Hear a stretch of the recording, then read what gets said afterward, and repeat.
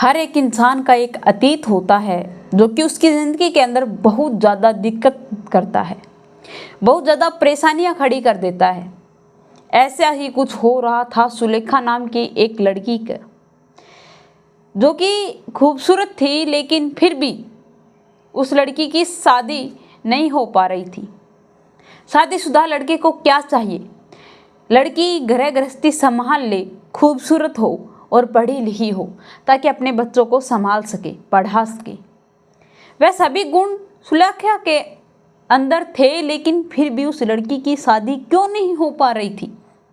कुछ ऐसा उसका अतीत था जो कि उसका पीछा नहीं छोड़ रहा था। आखिरकार वह कौन सा अतीत था? चलिए जानते हैं।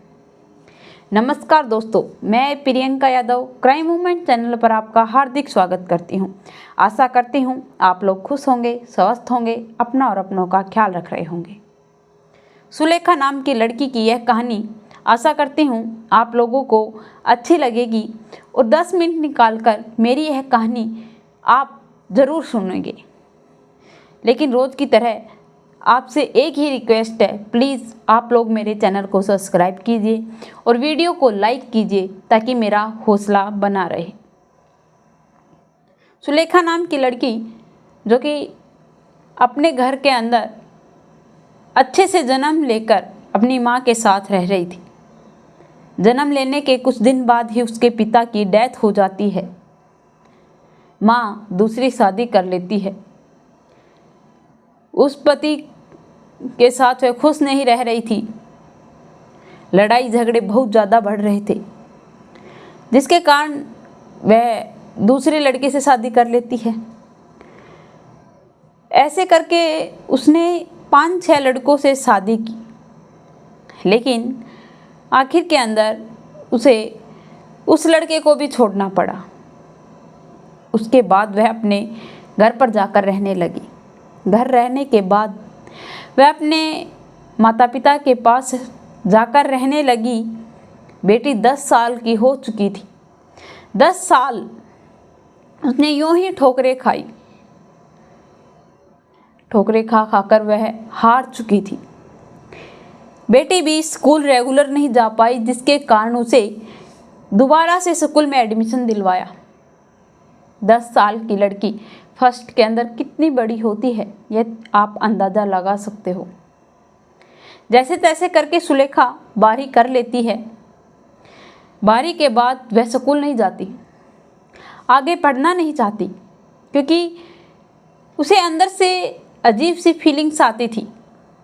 आसपास के लोग उसे ताने मारते थे, जिसके कारण वह आगे पढ़ना नहीं चाह रही थी कि मैं आगे जाकर पढ़ूंगी तो लोग मुझे क्या कहेंगे।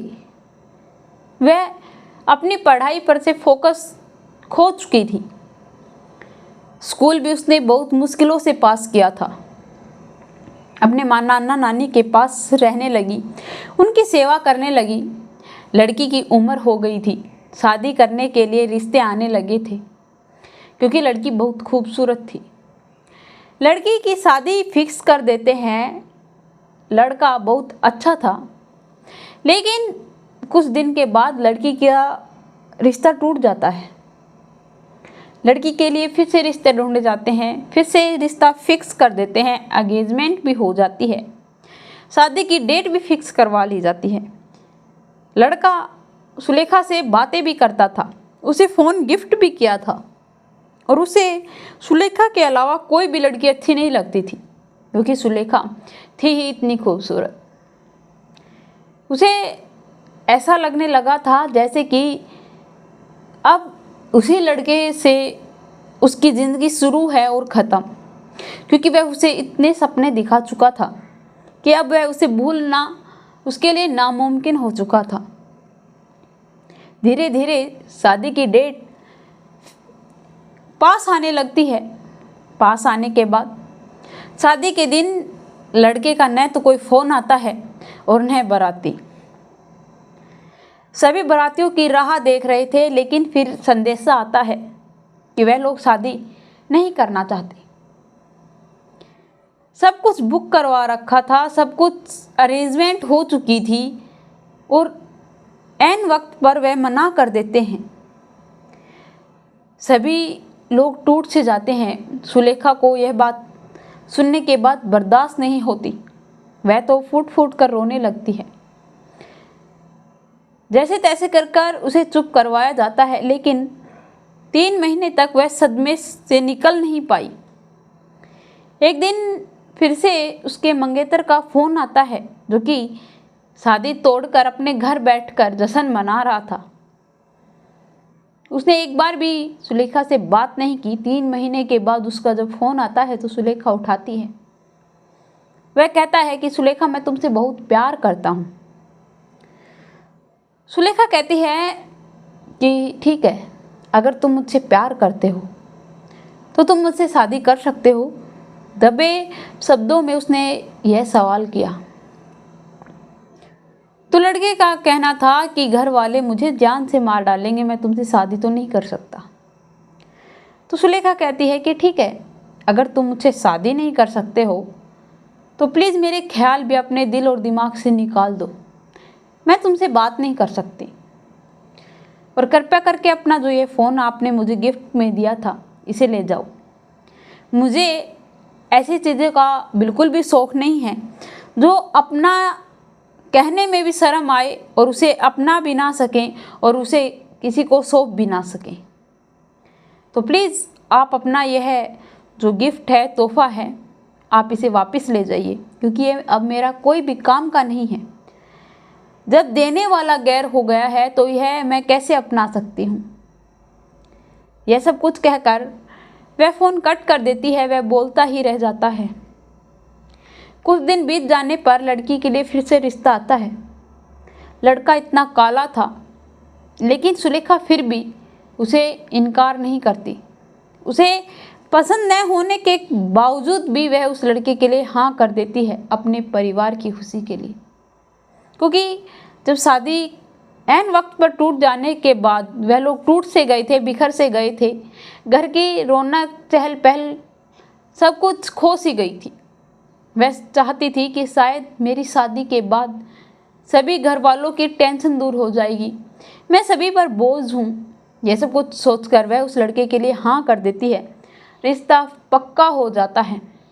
शादी की डेट निकलवा ली जाती है। उन लोगों को भी ऐसी ही कुछ बातें आसपास के लोगों से पता चलती है। तो वे लोग कहते हैं कि शादी तो हम नहीं तोड़ सकते, क्योंकि शादी की तो डेट पास आ चुकी है। वह दहेज की डिमांड करते हैं। सुलेखा के घर वाले इतने गरीब थे, उनके पास कुछ भी नहीं था। 4-5 बकरियां थी, उन्हें रखकर वह अपना गुजारा कर रहा करते थे। अब वह इतने पैसों का अरेंजमेंट कहाँ से करें। उन लोगों ने बहुत सी डिमांडें रख दी थी, उन्हें कहाँ से पूरी करें। उन लोगों ने डिमांडें इसलिए रखी थी ताकि यह खुद रिश्ता तोड़ दें, क्योंकि इनके पास रुपए पैसे तो हैं नहीं, दहेज कहाँ से देंगे। लेकिन सुलेखा के घर वाले फिर भी हाँ कर देते हैं, दहेज के लिए मान जाते हैं।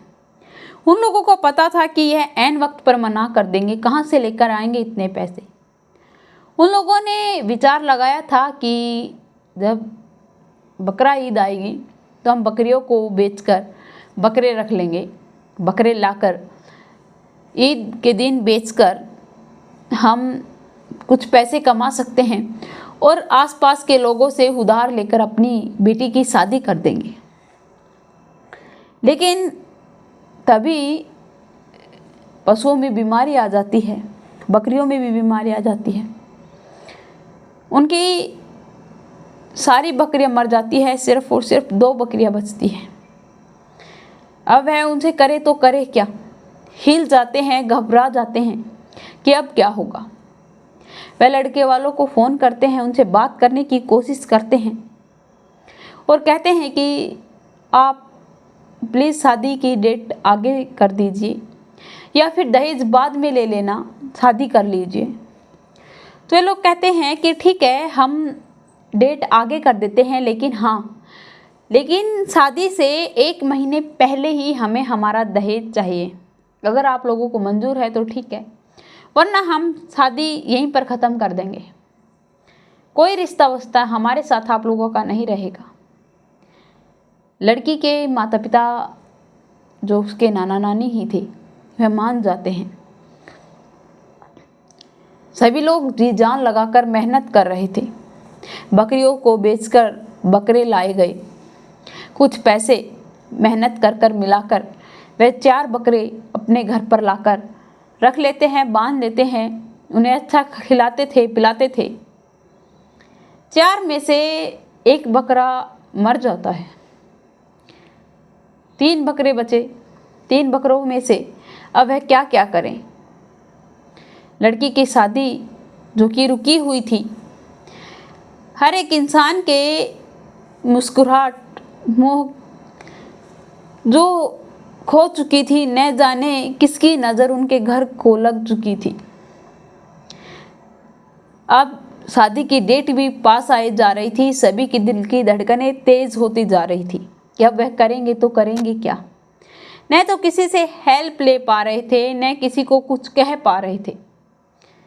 धीरे धीरे समय बीत रहा था। सभी ने भगवान के भरोसे सब कुछ छोड़ रखा था। अब जो भी होगा इनकी मर्जी है। एक दिन पास में एक शादी थी।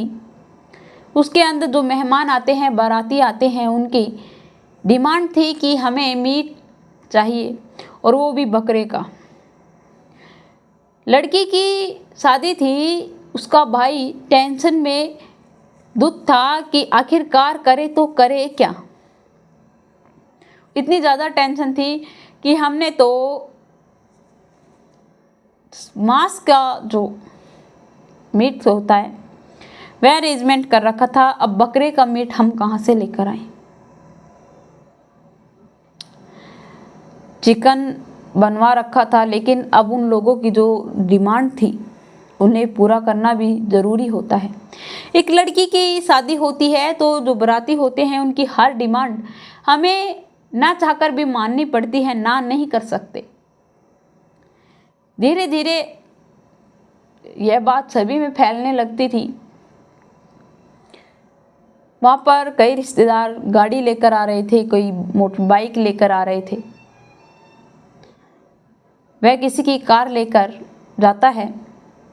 कई होटलों में, आसपास के घरों में बहुत ढूंढता है, लेकिन कोई भी बकरा उसे नहीं मिलता। और जो मिलता है उसकी कीमत बढ़ा चढ़ा कर बोल रहे थे। तभी वह सुलेखा के पास जाता है। उसे वहाँ पर 3 बकरे दिखाई देते हैं। 3 बकरे देखकर वह अपनी कार वहाँ रोकता है और सुलेखा वहाँ पर उन बकरों के पास थी, उन्हें चरा रही थी। वह उसके पास जाता है और अपनी सारी दुख भरी कहानी सुनाता है और हाथ जोड़कर उन बकरों की बलि मांगता है कि प्लीज़ मुझे ये बकरे दे दो। मेरी बहन की शादी है, बारातियों ने डिमांड रखी है और मुझे कहीं पर भी बकरे नहीं मिल रहे हैं। अगर आप दे दो, जितनी आप कीमत मांगोगे उतनी ही दूंगा। प्लीज़ मुझे यह लेने हैं, मुझे दे दो। सुलेखा कहती है कि ठीक है, आपकी अगर बहन की शादी है और आपको इतनी ही दिक्कत हो रही है तो आप ये बकरे ले जाओ। वह कहता है कि ठीक है, आप कीमत बताइए। तो वह कहती है कि वैसे तो मुझे इनकी कीमत पता नहीं है, और अगर आपकी बहन की इज्जत का सवाल है तो मुझे पता है कि इज्जत कितनी प्यारी होती है, और शादी अगर इस वक्त टूट जाए तो उसका दर्द क्या होता है। यह सब कुछ कहकर वह कहती है कि आप ले जाओ, आप कल आकर मेरे घर वालों से इसकी कीमत पूछकर जो आपको अच्छा लगे वह दे जाना। जितना आपके पास है वह देकर चले जाना, हम आपसे कोई डिमांड नहीं करेंगे। यह सब कुछ कहकर वह चुप हो जाती है। अब रोहन भी उसकी तरफ ध्यान से देख रहा था कि ऐसी लड़की, ऐसा मन वाला इंसान कहाँ मिल सकता है, क्योंकि उसकी दिक्कत समझने वाला, उसकी परेशानी समझने वाला कोई भी नहीं था। उसके आसपास के लोग भी नहीं थे।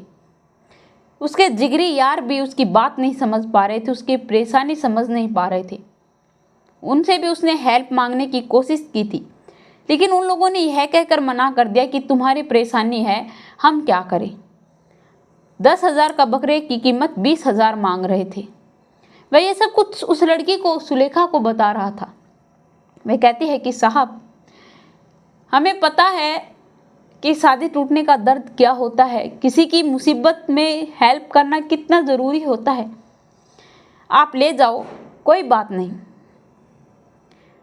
तभी सुलेखा की माँ आ जाती है और वह कहती है कि अरे आप कौन हो और हमारे बकरे कहाँ लेकर जा रहे हो। तो वह कहता है कि मैडम, मेरे भाई की शादी है। वह कहता है कि आंटी, मेरी बहन की शादी है और बकरे के मीट की डिमांड की गई है। मुझे कहीं पर भी बकरा नहीं मिला, इसीलिए मैं यहाँ आया हूँ। आप इसकी कीमत बता दीजिए, मैं आपको दे दूँगा। तो वह कहती है कि बेटा कोई बात नहीं, तुमसे किसी ने 20 मांगे हैं, किसी ने 30 मांगे हैं, तुम हमारे तीनों बकरों के हमें 25,000 रुपये दे देना। तुम ले जाओ और हमें कोई आपत्ति नहीं है, बस तुम्हारी बहन की शादी खुशहाली हो जाए। यह कहकर वह रोने लग जाती हैं। तभी वह कहता है कि आंटी, आप रो क्यों रहे हो, प्लीज़ आप हमें बताइए। तो यह बताती है कि बेटा, मेरी बेटी की शादी होने वाली है, उसके लिए हमने बकरे रखे थे ताकि ईद के त्यौहार पर हम इन्हें बेचकर अपनी बेटी के लिए शादी के दहेज के लिए पैसे इकट्ठा कर सकें। तभी वो कहता है कि आंटी, आपकी बेटी इतनी अच्छी है, इतने अच्छा मन है, इतने अच्छे विचारों वाली लड़की से शादी कौन नहीं करना चाहता, इतनी सुंदर है, और फिर इसके लिए आपको दहेज इकट्ठा क्यों करना पड़ रहा है। वह अपनी बातें बताते हैं और कहते हैं कि बेटा, एक बार नहीं बल्कि कई बार हमारी बेटी की शादी टूट चुकी है। तो वे कहते हैं कि ठीक है आंटी, आप टेंशन मत लीजिए, मेरी बहन की शादी में कुछ गेस्ट आए हुए हैं, उनमें एक लड़का है, उससे मैं आपकी बेटी की पक्का शादी करवा दूंगा। आप प्लीज़ मेरे साथ चलिए, आधे घंटे का टाइम निकाल कर आप तैयार हो जाइए, हमारे साथ कार में बैठकर चलिए। वे कहते हैं कि नहीं बेटा, अब तो हम नहीं आ सकते, हम शाम को आएंगे। मैं उन्हें 25,000 रुपये देकर चला जाता है, एड्रेस देकर। दोनों माँ बेटी बाजार जाती हैं, कुछ कपड़े लेकर आती हैं। 2,500-3 हज़ार के कपड़े लेकर वह घर आ जाती हैं। शाम को तैयार होकर वह उसके घर पर चली जाती है शादी अटेंड करने के लिए। सुलेखा, जो कि ब्लैक साड़ी में बहुत खूबसूरत लग रही थी, वह वहाँ जाती है तो 4 चांद लगा देती है। वह वहाँ पर ऐसे उन लोगों की केयर कर रही थी, उन लोगों की सेवा कर रही थी जैसे कि उसके खुद का घर हो, उनकी खुद के घर की शादी हो। और सबसे ज़्यादा तो वह उस लड़के की केयर कर रही थी जो कि उनके घर से बकरे लेकर आया था। उन्हें खाना खिलाना, पानी पिलाना, उनकी हर एक चीज़ का हर एक अच्छे तरीके से ख्याल रखना। तब सारी शादी अटेंड कर कर लड़की की शादी हो जाती है, फेरे हो जाते हैं, विदाई भी हो जाती है। सभी लोग उसी लड़की पर निगाहें गड़ाए बैठे थे कि आखिरकार यह लड़की कौन है जिसे हम जानते नहीं हैं। बहुत खूबसूरत है और यह इस लड़की के भाई के साथ है, इसे कभी खाना खिला रही है, पानी पिला रही है, कभी नाश्ता करा रही है, कभी कॉफ़ी पिला रही है।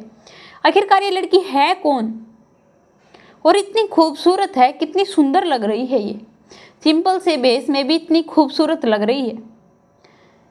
सभी जाने के बाद लड़की की माँ कहती है कि बेटा, जिस काम से हम आए थे उस लड़के के बारे में तुमने बताया नहीं, क्या बात वो लड़का आया नहीं क्या? तो ये बताता है कि आंटी, मेरी तरफ से कोई बात करने वाला तो नहीं है, तो मैं अपनी शादी की खुद ही बात करना चाहता हूँ। एक बहन थी, उसे भी मैंने शादी कर कर विदा कर दिया है, तो अगर आप बुरा ना मानो तो क्या मैं आपकी लड़की से शादी कर सकता हूँ? इसने जैसे मेरी केयर की है, जिसके जैसे इसके विचार हैं, उससे मुझे बहुत पसंद है और मैं इसे शादी करना चाहता हूँ। यह सब कुछ सुनकर उसकी माँ रोने लग जाती है और कहती है कि बेटा, हमें कोई आपत्ति नहीं है, हम अपनी बेटी की शादी करवाने के लिए तैयार हैं। तुम्हारे से अच्छा लड़का इसे कौन कहाँ मिलेगा? वह वहीं पर वेटर से मिठाई मंगवाता है और वहीं पर उनका रिश्ता पक्का हो जाता है और वह उस लड़की से शादी भी कर लेता है। वह लड़का डीलर बनने का काम करता था। वह सब कुछ अच्छी इनकम कर लेता था, कर लड़की को खुश रखता है, उससे शादी कर लेता है। इतनी खूबसूरत लड़की पाकर वह भी खुश था और आसपास के लोगों ने उस पर भी बहुत कोशिश की थी, लेकिन उसने उस लड़की के कैरेक्टर से कोई भी मतलब नहीं था। जो उसके पीछे का जो वातावरण था, जो उसके घर का माहौल था, उससे कोई लेना देना नहीं था। उसे उस लड़की से प्यार था, उसके दिल से प्यार था। जो उसने देखा उसे सच माना, न कि आसपास के लोगों की मुंह कही। आसपास के लोगों को भी बहुत ज़्यादा अफसोस होता है, लेकिन अब वह लड़की अपनी ज़िंदगी में बहुत खुश थी। तो अगर किसी की चढ़ती बेल को और नहीं चढ़ा सकते तो काटा भी मत किया करो। उनके आसपास के लोगों ने उस लड़की के लिए बहुत बुरा चाहा था, लेकिन भगवान ने जो भी किया उसके लिए अच्छा ही किया। शायद उस लड़के के लिए ही उसने इतने रिश्ते ठुकरा दिए। तो आप लोगों को इस कहानी के बारे में क्या राय है, कमेंट में लिखकर ज़रूर बताना और मेरे चैनल को सब्सक्राइब करना, बेल नोटिफिकेशन को ऑन करना, ताकि ऐसी हर वीडियो जल्द से जल्द आप लोगों तक पहुंच पाए।